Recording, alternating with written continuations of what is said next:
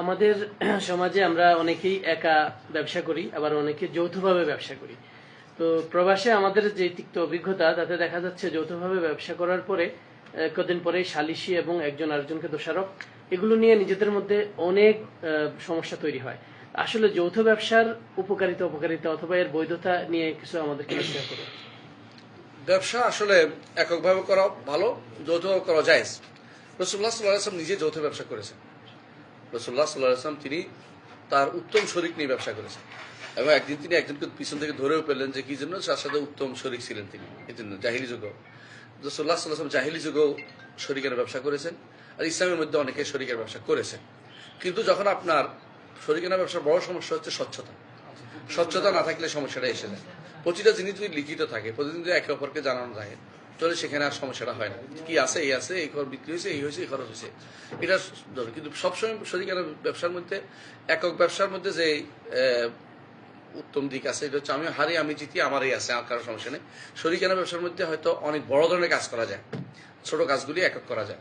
সেটা যদি আপনি করতে হয়, আপনাকে অবশ্যই সেখানে স্বচ্ছতার পুরো সাইডটা নিতে হবে। পুরো জিনিসটা একেবারে লাভ হলে লাভ, লস হলে লস, কি হয়েছে না হয়েছে এটা লিখতে হবে। কোনোভাবেই কোনো কিছু গোপন করা যাবে না।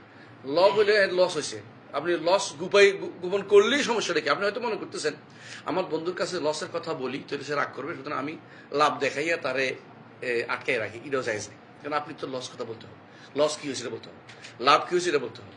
এটাই হচ্ছে, এই জায়গাটাকে হচ্ছে সবচেয়ে ভয়াবহ দিক, যেটা আমরা অনেকেই ভালো মনে করি ভুলের মধ্যে ভুলে পড়ে যাই। আরেকটা দিক হচ্ছে, আমাদের মধ্যে যারা শরীকানা ব্যবসা করে অনেকেই যে ভুলটা করে, সেটা হচ্ছে যে কান কথা শুনে আরেকজন বলছে যে এত কোটি কোটি লাভ করছে, তোমার আমার কি দিচ্ছে, তখনই তার মনটা খারাপ হয়ে যায়। এটা কিন্তু প্রচুর পরিমাণে হয়। এমনও হইতে পারে যে আসলে লাভ হয় নাই। আপনি যতটুকু পারেন আপনার স্বচ্ছতা অবলম্বন করবেন, যে আসলে লাভ নাও হইতে পারে, তিনি যে বলছেন সত্যিই বলতে পারেন। আমি হয়তো এবারের মতো তার সাথে আমি আসি, সামনে আমি তার সাথে না থাকলেও তার বিরুদ্ধে আমি কথা বলবো না। এটা হচ্ছে শরীয়তের বিধান। আপনি যেহেতু তার সাথে আসেন, এতক্ষণ পর্যন্ত থাকেন, কিন্তু তার ভিতরে লেগে যাওয়া, তার সাথে ইয়া করা আর বৈঠক ডাকা, এগুলি খুবই খারাপ জিনিস। এগুলির কারণে আমাদের পারস্পরিক সম্পর্ক নষ্ট হয়, এবং পরবর্তীতে যে মানুষ, আমি অনেকেই দেখেছি হয়তো সালাফি মানহাজ এখতিয়ার করেছে ভালো কাজের জন্য, কিন্তু পরস্পর আবার ব্যবসা শুরু করেছে, এবার সালাফি মানহাজ থেকে দূরে সরে গেছে। এগুলো একটা দুইটা না, বহুত এর নজির আছে, একটা দুইটা না। এই জন্য আমি মনে করি যে যেটা আমাদের দেশে আমি ওই দিন একটা আলোচনা বলেছিলাম যে এই জন্য যারা সহি মানহাজের লোক, তাদের উচিত অন্তত দুনিয়ার কাজে একে শরীক না করে।